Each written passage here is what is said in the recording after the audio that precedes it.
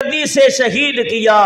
तो याद रखो नबी पाक अलैहिस्सलाम के सामने जब इमाम पाक की शहादत का जिक्र आया, हुजूर उन वाक़यात को अपना जो है वो याद करके नबी पाक की आंखों में से आंसू जारी हुए।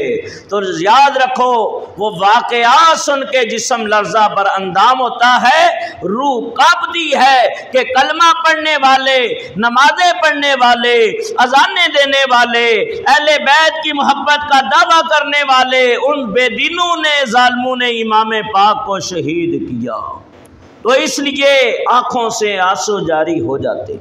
ये आंसू ये मना नहीं है, ये तो मोहब्बत का इजहार है, ये दर्द है, ये अकीदत है, ये जज्बा ईमानी है। और नबी पाक खुद रोए और सहाबा किराम भी रोए। अली मुर्तज़ा शेर खुदा रज़ी अल्लाह तआला अन्हु जब जंगे सफीन से वापस आए, कूफा की तरफ जा रहे थे, तो आपका गुजर उस मैदान से हुआ और आपके अकीदतमंद मुरीद कहते हैं कि हमने सुना अली मुर्तज़ा फरमा रहे थे कि अल्लाह ताला तुम्हें सब्र अता करे, अल्लाह ताला तुम्हें सब्र अता करे, अल्लाह ताला तुम्हें सब्र अता करे। अकीदतमंदों ने, मुरीदों ने कहा हज़रत किन के लिए कह रहे हैं? कहा कि एक वक्त आएगा कि मेरा शहजादा, मेरा जिगर पारा, मेरी आंखों का नूर, मेरे दिल का चैन और सुरूर, मेरा बेटा हुसैन अपने अकीदतमंदों के साथ इस मैदान के ऊपर शहीद किया जाएगा। और मैं दुआ कर रहा हूँ और सब्र की तलकीन कर रहा हूँ। और अली मुर्तज़ा की आंखों से आंसू भी जारी थे। तो उन वाक़यात जो अभी रूनमा नहीं हुए थे, बाद में होना था, जिसकी खबर हुजूर ने 55 साल पहले दे दी थी, उन वाक़यात को याद करके बेकरार होना और आंखों से आंसू बहाना नबी की सुन्नत है, अली की सुन्नत है। तो इसलिए हमारी आंखों से आंसू जारी होते हैं, ये मोहब्बत और अकीदत का इजहार है। और याद रखें इमाम अली मकाम की ज़ात, इमाम हसन की ज़ात, हसनैन करीमैन, इन दोनों शहजादों की ज़ात नबी पाक की रूह का चैन और सुरूर है। इमाम हसन की ज़ात मज़हरे कमाल मुस्तफ़ा है। इमाम हसन के हिस्से में शहादत सिर्री का फैज़ आया और इमाम हुसैन रज़ी अल्लाह तआला अन्हु के हिस्से में शहादत जहरी का फैज़ आया। इमाम हसन को शहादत सिर्री का फैज़ मिला, इमाम अली मकाम को शहादत जहरी का फैज़ मिला। लिहाजा ये दोनों के अंदर जो फैज़ और कमाल था, जनाब मोहम्मद रसूलुल्लाह सल्लल्लाहु अलैहि वसल्लम का फैज़ और कमाल था। और इमाम पाक की शहादत नबी पाक की शहादत है। अल्लाह ताला ने हुजूर को शहादत सिर्री से भी नवाजा और शहादत जाहरी के भी काफ़ी असबाब आपकी ज़ात के अंदर मौजूद थे। शहादत जारी उसको कहते हैं कि तलवार से लड़ते हुए इस्लाम की बका की खातिर मसाइब और आलाम का मुकाबला करे और जिस्म का कोई हिस्सा ज़ख्मी हो जाए और यूं लड़ते लड़ते वो जामे शहादत नोश कर जाए। तो शहीद के लिए ये असबाब बताए गए। याद रखो शहादत जाहरी की मोटी बात एक बताता हूँ और शहादत सिर्री की।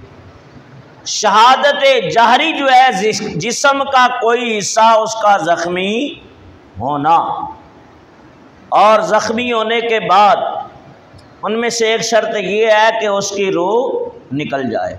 अगर रूह नहीं निकली तो शहादत का कुछ ना कुछ अजर फिर भी उसके अंदर मौजूद है। तो नबी पाक का एक दांत मुबारक का कुछ हिस्सा ओहद के मैदान में शहीद हुआ कि नहीं? ताइफ के अंदर हुजूर ने पत्थर खाए कि नहीं? आपकी पिंडलियां मुबारक ज़ख्मी हुई, पाँव मुबारक ज़ख्मी हुए, यहाँ तक कि आपकी नालैन मुबारक भी खून से तर हो गई। और इसी तरह शहादत सिर्री, जिसको कहते हैं खुफिया शहादत, खुफिया शहादत, इसकी भी बहुत सारी किस्में हैं। पानी में डूब के मर जाए, दीन का इल्म हासिल करते करते मौत आ जाए, आलम दीन इस्लाम की तबलीग करते करते उसको मौत आए, ये भी शहीद है। तालिब इल्म बन के और यूं मुअज्जन अज़ान देते हुए, या कोई सेल और दग की बीमारी के अंदर मुब्तला होकर जामे शहादत नोश कर जाए, औरत बच्चे को दर्द ज़े के अंदर बच्चे की विलादत के वक्त फौत हो जाए, तो ये भी शहादत सिर्री है। पानी में डूब के तौन के मरज से कोई मर जाए तो इसको शहीद भी कहते हैं, ये शहादत सिर्री है। और खैबर के मकाम के ऊपर एक औरत थी जिसका नाम था ज़ैनब, उसने नबी पाक सल्लल्लाहु अलैहि वसल्लम के लिए खाना तैयार किया। यहूदिया औरत थी, उसने आपकी दावत की, आपने दावत कबूल कर ली। बकरी के गोश्त के अंदर उस औरत ने जहर मिला दिया, और नबी पाक सल्लल्लाहु अलैहि वसल्लम के साथ कुछ सहाबा भी थे। यहाँ तक कि दस्तरखान लगा और हुजूर अलैहिस्सलातु वस्सलाम के सामने खाना रखा गया, और हुजूर सुन रहे थे कि बकरी के गोश्त से आवाज़ आ रही थी, अल्लाह के नबी मुझे तनावल ना करें, मुझे तनावल ना करें, मेरे अंदर जहर मिला हुआ है। लेकिन आपने उस औरत का दिल ना तोड़ा और चंद लुक़मे तनावल कर लिए। एक सहाबी थे बिशर बिन बरा बिन मारूर, वो तो लुक़मे खाते ही फौरन शहीद हो गए, जिसके बदले में उस औरत को बाद में कत्ल कर दिया गया। नबी पाक सल्लल्लाहु अलैहि वसल्लम ने आखिरी वक्त सैयदा आयशा से फरमाया था, वो जो जहर के लुक़मे मैंने खाए थे उसका असर तो मैं महसूस करता हूँ, लेकिन शहादत ज़हरी रूए मुबारक इसलिए नहीं निकली कि रब ने वादा कर लिया था, महबूब अल्लाह लोगों के फितनों से आपको बचाएगा, कोई आपको कत्ल नहीं कर सकेगा, शहीद नहीं कर सका। लेकिन शहादत जाहरी के असबाब भी आपकी ज़ात में मौजूद थे, शहादत सिर्री के असबाब भी आपकी ज़ात के अंदर मौजूद थे। आपने उस औरत से कहा तुमने ऐसे क्या क्यों किया? उसने कहा मैंने इसलिए कि अगर बादशाह होंगे तो हमारी जान छूट जाएगी और हम निजात पा लेंगे, और अगर नबी होंगे तो ये खाना उन्हें कोई तकलीफ पहुंचा सकेगा नहीं। लेकिन कसास में फिर उस औरत को कत्ल कर दिया गया। तो लिहाजा इमाम अली मकाम की शहादत बाद मुफस्सिरीन किराम फरमाते हैं कि असल में नबी पाक अलैहिस्सलातु वस्सलाम की शहादत है। तो लिहाजा हसनैन करीमैन की ज़ात मज़हर कमाल मुस्तफ़ा भी है, मज़हर जमाल मुस्तफ़ा है। यजीद जब मसनद नशीन हुआ, तख्त नशीन हुआ, अभी वक्त नहीं कि इसके मैं कारनामे पहले के आपको बताऊं, लेकिन एक दो बातें मैं आपको बता देता हूं ताकि इससे ये बात आया हो जाएगी कि यजीद कौन था। अमीर माविया रज़ी अल्लाह तआला अन्हु जब आपका विसाल हुआ, ये भी लंबी चौड़ी तारीख की बात है, उन गहराइयों में नहीं जाऊंगा, बड़ी बारीकियां हैं, बड़े मामलात हैं, इसको समझने के लिए भी 2-4 घंटे चाहिए। लिहाजा नबी पाक सल्लल्लाहु अलैहि वसल्लम ने फरमाया, हज़रत अबू दरदा रवायत करते हैं, अस्सवाइकुल मुहरका वाला सफ़ा नंबर 219 के ऊपर इब्ने हजर ने लिखा है कि नबी पाक अलैहिस्सलातु वस्सलाम ने इरशाद फरमाया, यक़ूलु मन युबद्दिलु सुन्नती रजुलुम मिन बनी उमय्या युक़ालु लहू यज़ीद। नबी पाक अलैहिस्सलातु वस्सलाम हज़रत अबू हुरैरा फरमाते हैं, हुजूर ने 60 हिजरी से पनाह मांगी है, 60 हिजरी से पनाह मांगी है और दुआ की है, या अल्लाह मुझे 60 हिजरी से पहले मौत अता फरमा। और हज़रत अबू हुरैरा जो रवायत करने वाले हैं, रावी हैं, जो सबसे ज़्यादा कसीर तादाद में हदीस की रवायत की है, वो भी ये दुआ करते थे, या अल्लाह मुझे 60 हिजरी का मुंह ना दिखाना, पहले मुझे मौत अता कर देना। तो अभी 60 पूरे नहीं हुए थे, 59 के अंदर उनकी वफ़ात हो गई और पनाह क्यों मांगी? हुज़ूर ने फरमाया, आप फरमाते हैं कि 60 हिजरी में फितने होंगे, दीन इस्लाम का मजाक उड़ाया जाएगा, यहाँ तक कि मेरे दीन को पामाल किया जाएगा, मेरी सुन्नत को पामाल किया जाएगा। या रसूलल्लाह कौन पामाल करेगा? आप फरमाते हैं पहला वो शख्स जो मेरे तरीके को बदलेगा वो बनु उमैया से होगा। कहाँ से होगा? बनु उमैया से होगा। युकालु लहू यजीद, उसका नाम यजीद होगा। हज़रत अबू ज़र फरमाती हैं कि मैंने नबी पाक सल्लल्लाहु अलैहि वसल्लम से सुना, अव्वलु मन युग़य्यिरु सुन्नती रजुलुम मिन बनी उमय्यता। इब्ने कसीर ने अल बिदाया व निहाया जिल्द 8 सफ़ा नंबर 231 के अंदर लिखा है, फरमाया पहला वो शख्स जो मेरी सुन्नत को बदलेगा बनु उमैया से होगा। बाबू कौलिन नबी सल्लल्लाहु अलैहि वसल्लम हलाक उम्मती अला यदी उगैलिमतिन सुफहा। और ये हदीस जो है मैंने बयान जो की है, ये बुखारी शरीफ के अंदर पूरा बाब बांधा है इमाम बुखारी ने। इमाम बुखारी जैसा इमाम मुहद्दिस आलिम इस रवायत को लाया है कि नबी पाक का इरशाद है, मेरी उम्मत की हलाकत चंद बेवकूफ़ लड़कों के हाथों होगी। अमीर माविया इनके वफ़ात का वक्त जब करीब आया, उनके पहले जो सुलह हुई थी ना हज़रत इमाम हसन की और अमीर माविया की, उसकी पहले हुज़ूर ने ख़बर दी थी और दोनों बड़े लश्कर आमने सामने हुए थे। हुज़ूर ने इमाम हसन को बचपन में फरमाया, इन नबनी हाजा सैयदुन, ये मेरा बेटा सैयद है। और एक वक्त ऐसा आएगा इस्लाम के दो बड़े लश्कर फियतैनी अजीमतैन, दो बड़े लश्कर जब आमने सामने होंगे, ऐन युस्लिहल्लाहु, कि अल्लाह ताला मेरे इस बेटे की वजह से उन दो जमातों को फितनों से महफूज कर देगा और ये मेरे बेटे जो है उससे सुलह कर लेंगे। लिहाजा मुसलमान खून खराबे से महफूज हो जाएंगे। और जो शराइत के ऊपर सुलहनामा हुआ था उसमें एक शर्त यह भी थी कि हज़रत अमीर माविया का इमाम हसन की ज़िंदगी में अगर विसाल हो गया तो उनके बाद खलीफा हज़रत इमाम हसन होंगे, इमाम हसन होंगे। लेकिन फितने बहुत बढ़ गए थे। हज़रत अमीर माविया ने भी बड़ी कोशिश की, लेकिन अहले शाम किसी तरह मानने के लिए तैयार नहीं थे। और इधर से अहले मक्का और अहले मदीना भी यजीद को अच्छा समझते नहीं थे।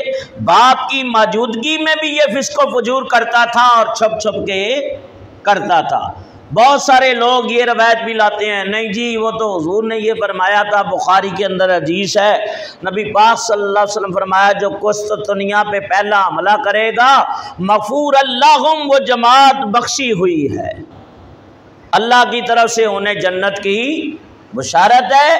लिहाजा हुजूर की हदीस की बिना के ऊपर यजीद बख्शाया है। और यजीद की हिमायत में बड़ी किताबें लिखी गई हैं। माज़अल्लाह उसे अमीरुल मोमिनीन भी कहा, हाँ उसे काफिर नहीं कहा, इमाम आज़म खामोश रहे। और ज़्यादातर उलमा ने ये कहा है वो लानती है, वो फासिक व फाजिर है और शराबी था, नमाजें नहीं पढ़ता था, बंदर पालता था अपने दरबार के अंदर, वो नचवाता था और बेरिश लड़कों को अपनी महफिल में रखता था और शराब का दौर दौरा, नमाज की परवाह नहीं होती थी। तो बाद ने ये कहा है कि यजीद उस पहले हमले में मौजूद ही नहीं था जो हज़रत अमीर माविया रज़ी अल्लाह तआला ने लश्कर रवाना किया था। वो पहले हमले में ये यजीद शामिल नहीं था। जब हजरत अमीर माविया को पता चला कि यजीद उस हमले में नहीं गया तो कहा क्यों नहीं? कहा हजरत वो शराब के नशे में धुत है, वो शराब के नशे में धुत है। जब इसे होश आया तो अमीर माविया रज़ी अल्लाह तआला ने से डांटा और कहा जाओ उस लश्कर के पीछे, लेकिन मुसलमान पहला हमला कर चुके थे और उस हमले के अंदर हजरत अबू अयूब अंसारी की उनकी वफात हो गई थी और आपने जाते हुए दुनिया से कहा था मेरी मैयत को जितना अंदर लेके जाओगे वो मकाम फतह होता जाएगा। तो यजीद उस हमले में शामिल नहीं था, लेकिन बड़ी कोशिश करते हैं नहीं जी वो तो जन्नती है। मैं अच्छा अगर तुम्हें उस हक के ऊपर समझते हो फिर दुआ किया करो अल्लाह तुम्हारा हशर यजीद के साथ ही करे, और हम हुसैन को हक पे समझते हैं अल्लाह हमारा हशर हुसैन के कदमों में करे। यजीद जिसके तकरीबन 18 बेटे हैं, बाज़ रवायतों में 5 बेटियां, लेकिन उसकी नस्ल मुनक़ते हो गई, कोई उसकी आल और नस्ल नहीं चली है। और हुसैन ने अपना फैज़ ज़ैनुल आबिदीन को दिया और ज़ैनुल आबिदीन से सैयद चले हैं। दुनिया के कोने कोने में देखें आले रसूल आज भी मौजूद हैं, आले रसूल आज भी मौजूद हैं। तो मेरे बुजुर्गों और दोस्तों, यजीद फासी को फाजिर था, वो इस लायक और मुहज़्ज़ब नहीं था कि उसकी इताअत की जाए। और बाद रवायतों में नबी पाक सल्लल्लाहु अलैहि वसल्लम ने क्या फरमाया ये भी सुन लो ताकि और वाज़े हो जाए। हुजूर अलैहिस्सलाम का इरशाद गिरामी अल्लाह ताअता लिमन असल्लाह, जो अल्लाह की नाफरमानी करे उसको इमाम और खलीफा तस्लीम ना करो, उसकी इताअत ना करो। ला ताअत लिमन लम युतिल्लाह, जो अल्लाह ताला की इताअत ना करे तो उसकी कोई इताअत नहीं। और ये भी फरमा दिया ला ताअता लिमखलूकिन फी मासियतिल खालिक, खालिक की नाफरमानी में किसी मखलूक की इताअत करना जायज़ नहीं है। और हजरत अमीरुल मोमिनीन सैयदना सिद्दीक़ अकबर के जो तमाम नबी के बाद तमाम इंसानों से अफजल है, जिन्होंने पहला खुतबा दिया खिलाफत खलीफा बनने के बाद, जब तक मैं अल्लाह और उसके रसूल की इताअत करूं तो तुम लोग मेरी इताअत करो, तुम लोग मेरी इताअत करो, और जब मैं अल्लाह और उसके रसूल की नाफरमानी करूं तो तुम लोगों पर मेरी कोई इताअत नहीं है।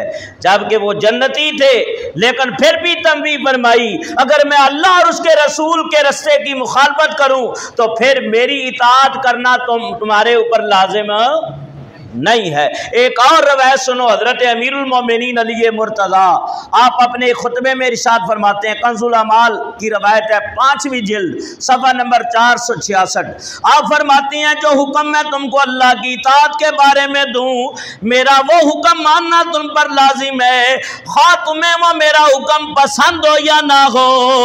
और जो मैं हुक्म तुम्हें अल्लाह की नाफरमानी के लिए दूं, जबकि ऐसा नहीं था, लेकिन एक मिसाल दी तो नाफरमानी में किसी के लिए इताअत नहीं है। तो यजीद फांसी को फाजिर था, इमाम अली मकाम जैसा इमाम उसकी इताअत कैसे कर सकता था, उसको उसकी खिलाफत कैसे, उसकी इमामत को कैसे मान सकते थे। लिहाजा इमाम अली मकाम आपने यजीद को अपना हाकिम नहीं माना, क्योंकि ये तख्त ये कुर्सी यजीद जब तख्त नशीन हुआ उस पर ऐसा गुरूर व तकब्बर छा गया, गुरूर व तकब्बर का पुतला बनकर उसने ऐसे काम शुरू कर दिए जो सरासर शरीयत मुतहरा के ख़िलाफ़ थे। बाज़ मरतबा ऐसा भी होता है कि हुकूमत का नशा, इक़्तिदार का नशा आदमी को अफरात व तफरीद के अंदर मुब्तला कर देता है। और आप हज़रात ने कई मरतबा सुना फ़िरौन पहले बड़ा गरीब शख्स था, लेकिन जैसे ही बादशाह बना तो उसने ऐलान कर दिया, कहने लगा ना रब्बुकुमुल आला, मैं ही तुम्हारा सबसे बड़ा रब हूँ, मेरी पूजा और परस्तिश करो। वही बचेंगे जो मेरी पूजा और परस्तिश करेंगे, जो लोग मेरी पूजा और परस्तिश से इनकार करेंगे मैं उन्हें कत्ल करा दूंगा। तो उसने 1000 आदमी इस वजह से मौत के घाट उतार दिए कि उन्होंने उसकी पूजा और परस्तिश करने से और माबूद मानने से इनकार कर दिया। और जब ये तख्त नशीन हुआ तो इसको भी कोई रोकने वाला और पूछने वाला नहीं था। अब खुलकर बरसरे आम इसको बुजूर करने लगा। शराब पीना, ज़ना करना, तमाम बुराइयां इसके अंदर पाई जाती थी। और यजीद जानता था जिस तरह के मेरे हालात हैं और जिस किस्म के मेरे कारनामे हैं, वह ये तस्लीम नहीं करेगा, खुसूसन वो बड़े बड़े हजरात।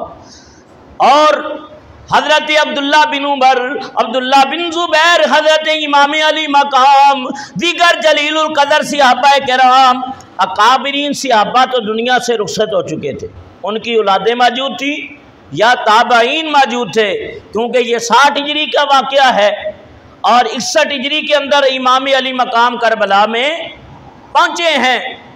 तो यजीद के कारनामे बड़े स्याह कारनामे हैं।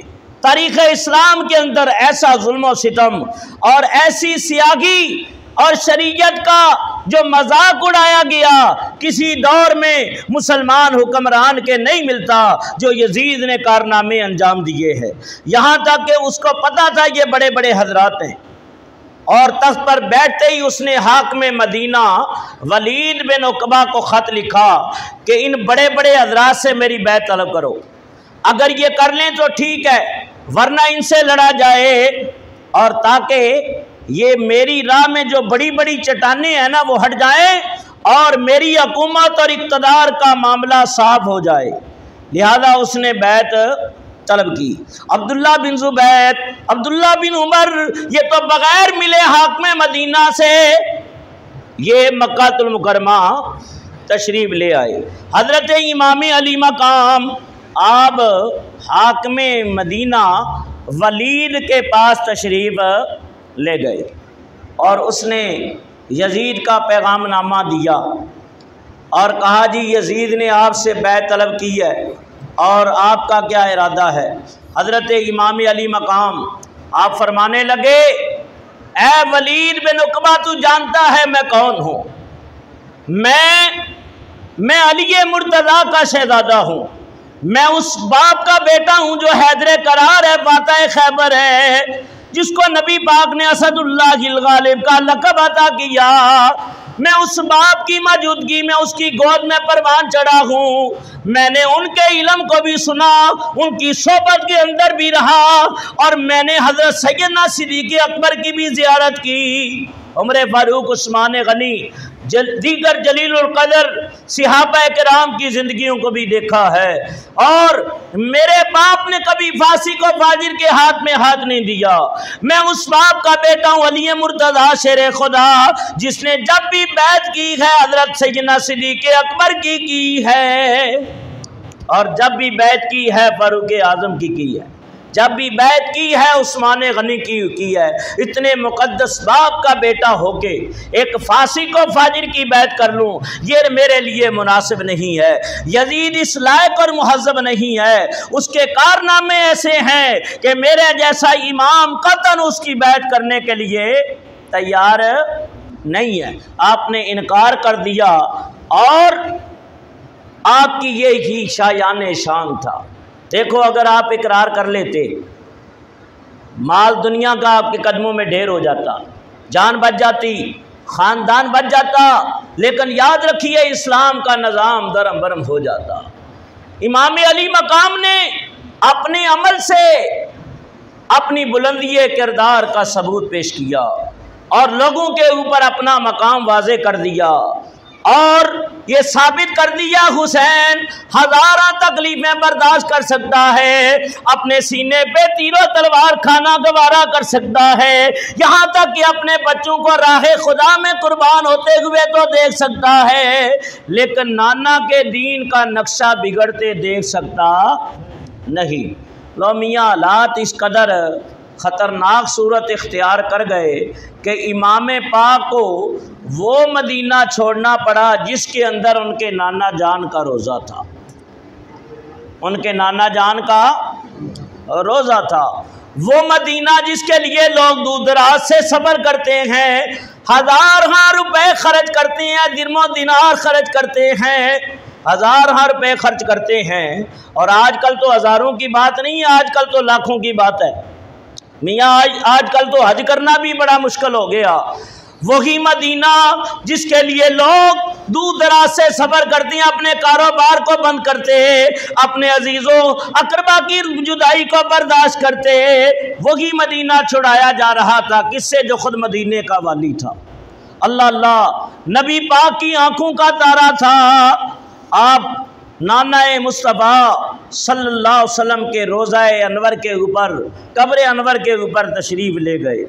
हुसैन की उस वक्त क्या कैफियत होगी और क्या जज्बात होंगे और सीने के ऊपर गम का कैसा असर होगा।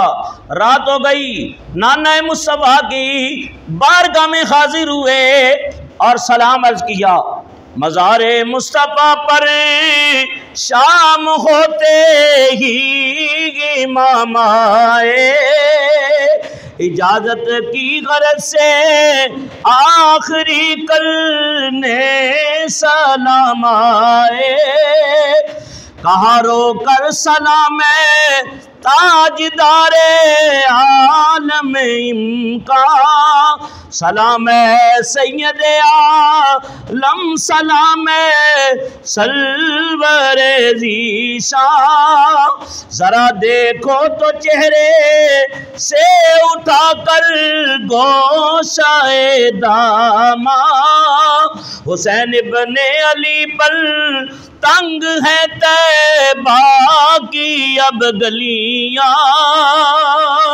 जरा हुजरे से निकलो ऐ मकीने गुंबदे खजरा, जरा देखो तो अहले बैत पर है सख्तियाँ क्या क्या।